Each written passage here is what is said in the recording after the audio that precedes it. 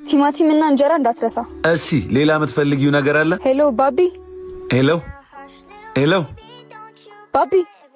ስልክ የዘጋ መሰለኝ። በቃ ሰክቼ ተመልሼ እመጣለሁ።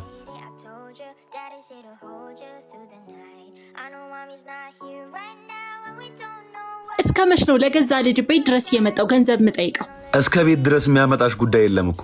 ስለዚህ ለፍርድ ቤቱ ሄጄ እየከፈለኝ አይደለም ብዬ ልናገር? ደሞዜ ዛሬ ነው የገባው። ፍርድ ቤቱ በ26 ክፈል ብሏል። ከዚህ በኋላ እዚህ አልመጣም፣ እዛው እንገናኝ። ቢያንስ ብቻሽን መተሽ ብትጠይቂኝ ምን አለበት? አባቷ እያስረባት እንደሆነ እያየች ማደግ አለባት። የኔ ልጅ እኔ ተቀጥሬ ነው የምሰራው። ስፈልግ የማገኘው ገንዘብ የለኝም።